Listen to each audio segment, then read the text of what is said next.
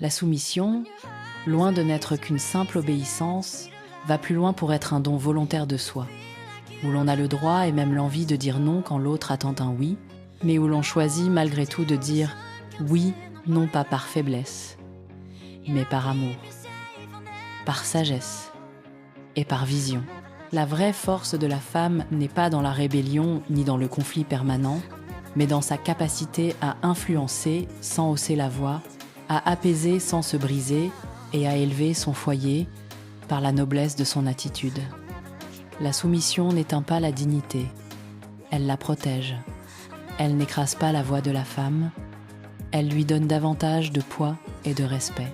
Celle qui choisit la rébellion pense affirmer sa liberté, mais en vérité, elle se prive de la puissance douce qui transforme un homme et bâtit une maison solide. Une femme qui s'efforce d'être soumise saisit la clé du règne, car elle maîtrise sa maison, la bâtit pierre après pierre dans la patience, et inscrit son nom dans le cœur de son mari comme dans celui de ses enfants. Elle comprend que la soumission n'est pas une perte, mais un investissement.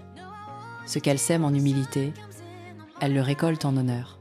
Tandis que la rebelle détruit ce qu'elle croit défendre, la femme sage qui choisit la voie de l'apaisement garde ses mains propres et sa maison en paix. Sa douceur ouvre des portes que ni la force ni la colère ne peuvent forcer. Elle devient une reine silencieuse, dont l'autorité ne se crie pas, mais se reconnaît, car celle qui sait se taire au moment opportun, parler avec grâce et agir avec discernement, construit un héritage que même le temps ne peut effacer. Mais il y a des questions qu'une femme sage et soumise ne doit jamais laisser s'installer dans son esprit, ni même tolérer dans ses oreilles. Des questions comme « Que faire si mon mari me demande de renier mes parents ? Que faire s'il veut marcher sur moi ? Que faire s'il veut me tuer ?» Ces interrogations ne sont pas celles d'un foyer normal, elles révèlent une atmosphère étrangère à l'amour véritable. Dans de tels cas, il ne s'agit plus de soumission, mais d'urgence vitale.